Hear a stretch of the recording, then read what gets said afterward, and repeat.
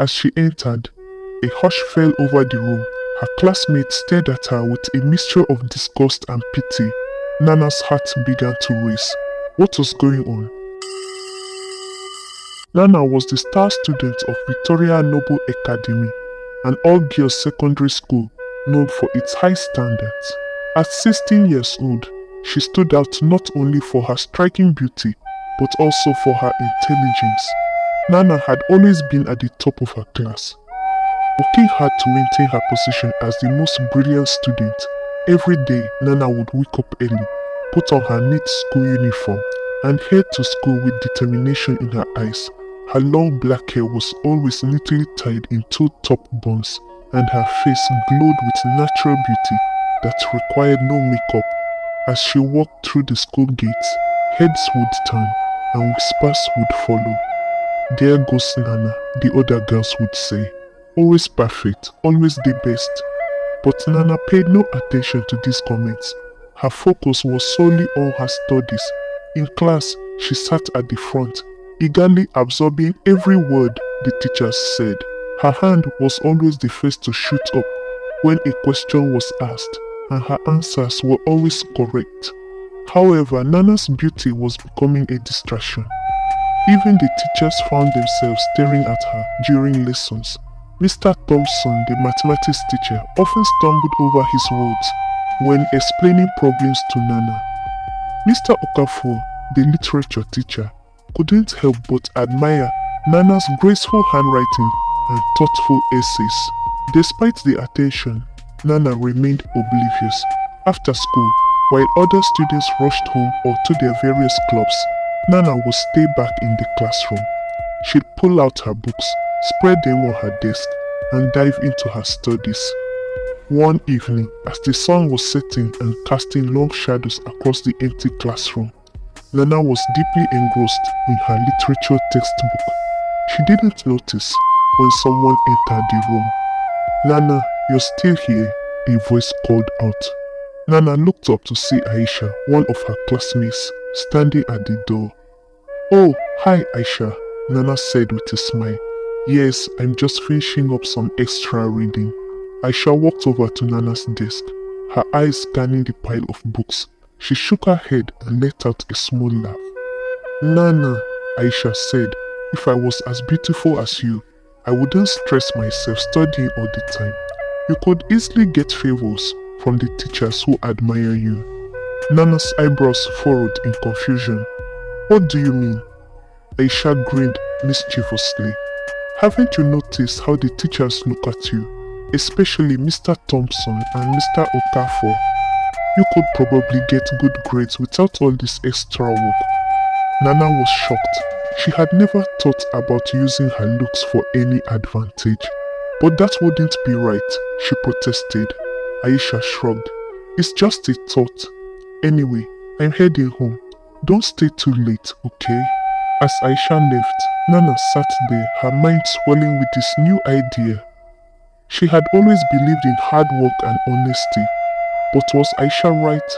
Could life be easier if she used her beauty to her advantage? With these thoughts weighing on her mind, Nana packed up her books and headed home.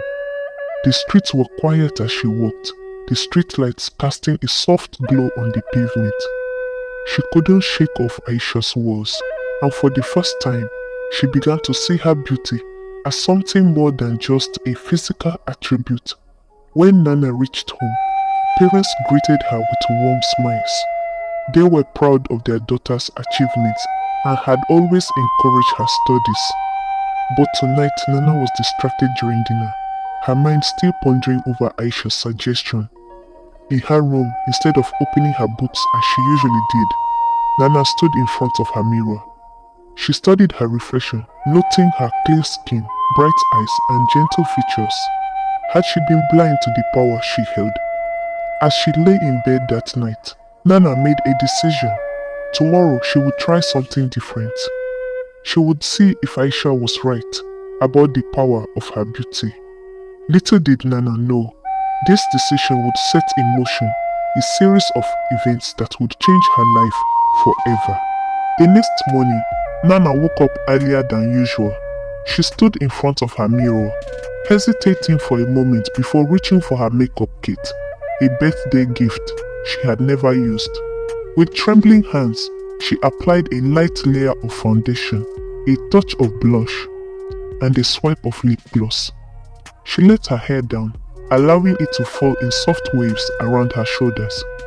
As Nana walked into the school compound, she could feel the difference immediately. More heads turned than usual, and the whispers seemed louder. Even some of the teachers did a double take as she passed by. In Mr. Thompson's math class, Nana decided to put Aisha's theory to the test. When the teacher handed out a surprise quiz, Nana felt a moment of panic. She hadn't studied for this, but then she remembered Aisha's words.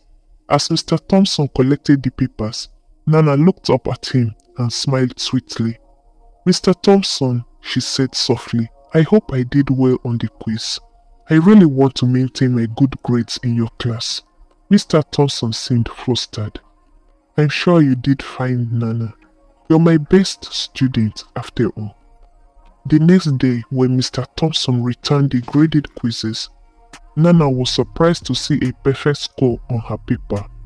She knew she hadn't answered all the questions correctly. Could Aisha have been right?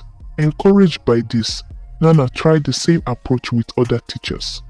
A smile here, a kind word there, and suddenly she found herself getting good grades on tests she hadn't studied for.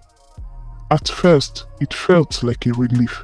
She could finally get some rest instead of staying up all night studying. As the days passed, Nana found herself relying more and more on her looks. She studied less, confident that a smile or a flutter of her eyelashes would be enough to maintain her top position. And for a while it worked, but Nana didn't notice the growing resentment among her classmates. Girls who had once admired her now whispered behind her back. They saw how the teachers favored her, how she seemed to breeze through tests without the hard work they all put in. Aisha watched all of this with a mixture of satisfaction and jealousy. She had set this plan in motion, but she hadn't expected Nana to be so successful at it. As Nana's grades stayed high, while her study time decreased, Aisha's envy grew. One afternoon, as Nana was leaving school, she overheard two teachers talking in an empty classroom. She paused outside the door, listening. "Have you noticed how Nana's been acting lately?" It was Mr. Okafor's voice. "Yes, it's quite a change," replied Miss Thompson. "She seems to be using her charms more." "It's becoming a problem," Mr. Okafor said. "The other students are starting to complain. They think we're showing favoritism. Well, can you blame us?" Mr. Thompson chuckled. "She's a beautiful young woman, but you're right, we need to be careful. Maybe we can lure her to a hotel during the weekend. Deal with her outside the school premises." Nana's heart raced as she hurried away from the door. For the first time, she felt a twinge of guilt and fear. What had she gotten herself into? That night, Nana couldn't sleep. She tossed and turned, thinking about what she had heard. The teachers were noticing her behavior, and worse, they seemed to expect something in return for their favors.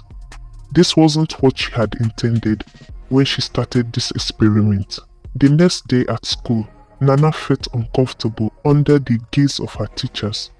Every smile, every compliment now seemed loaded with expectation. She realized that she had opened a door she didn't know how to close. After school, Nana sought out Aisha. She found her friend lounging under a tree in the schoolyard, scrolling through her phone.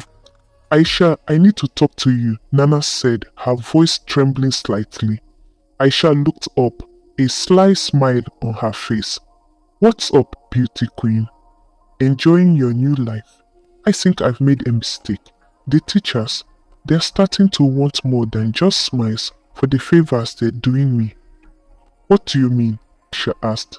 "I overheard them talking," Nana explained. "They're expecting something from me. I don't know what to do. This has gone too far." Aisha was quiet for a moment. Then she leaned in close. Listen, Nana, you've come this far. Don't back out now. If the teachers want more, give them what they want. Nana recoiled in shock. What? No, I can't do that. Why not? Aisha pressed. It's just a little further. Think about all the benefits you've been getting. Do you want to give that up? No, Aisha. This is wrong. I never should have started this. I'm going to stop it now. As Nana walked away, she didn't see the dark look that crossed Aisha's face. She didn't know that her decision to stop would set off a chain of events that would turn her life upside down. The next morning, Nana woke up determined to set things right. She tied her hair back in its usual two ponytails and went to school without any makeup. She was ready to face the consequences of her actions and return to her old ways of hard work and honesty. But as soon as she stepped into the school compound, she knew something was wrong. Students were gathered in small groups, whispering and pointing at her. Confused and worried, Nana made her way to her classroom. As she entered, a hush fell over the room. Her classmates stared at her with a mixture of disgust and pity. Nana's heart began to race. What was going on? It was Aisha who finally broke the silence. Well, she said loudly. If it isn't our male teacher's pet, or should I say, little whore. Nana felt as if she had been slapped. What are you talking about? Aisha stood up, a cruel smile on her face. Oh, come on, Nana. Everyone knows what you've been doing to get those good grades. Sleeping with the teachers. That's low even for you. Nana's words seemed to spin. That's not true, she cried out. I never did anything like that. But her protests fell on deaf ears. The rumor had spread like wildfire through the school. Just then, Miss Agatha, the school principal, appeared at the classroom door. Her face was stern and her voice cold as she said, Nana, come with me to my office immediately. As Nana followed Miss Agatha through the corridors, she could feel the stares of everyone they passed. Tears welled up in her eyes. In the principal's office, Miss Agatha didn't mince words. Nana, I've heard some very disturbing rumors about your behavior with male teachers.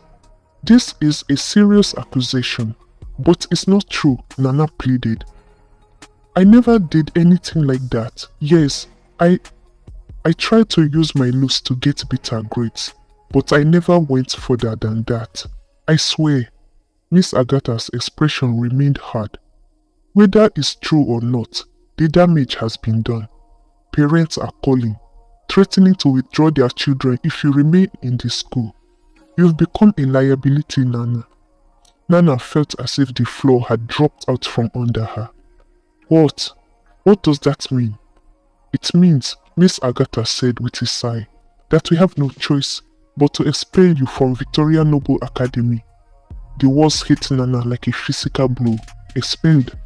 Her perfect record, her dreams of graduating at the top of her class, all gone in an instant.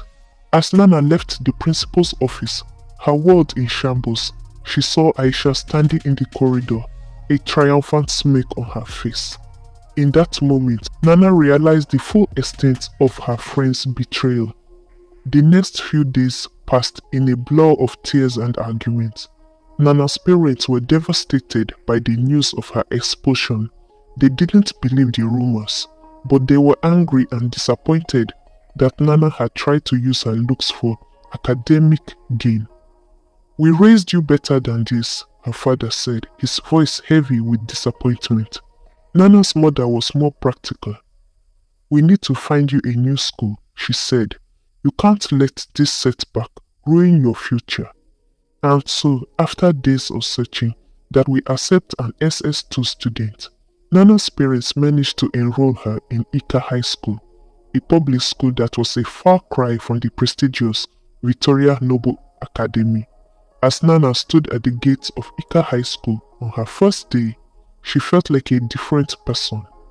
The confident top of the class Nana was gone, replaced by a girl who felt lost and alone. But as she took a deep breath and stepped into the school compound, she made a silent vow to herself. This was her second chance, a chance to prove that she was more than just a pretty face, a chance to show the world and herself that she could succeed on her own merits. Little did Nana know that her journey at Ika High School would bring its own set of challenges and revelations. This was just the beginning of Nana's story.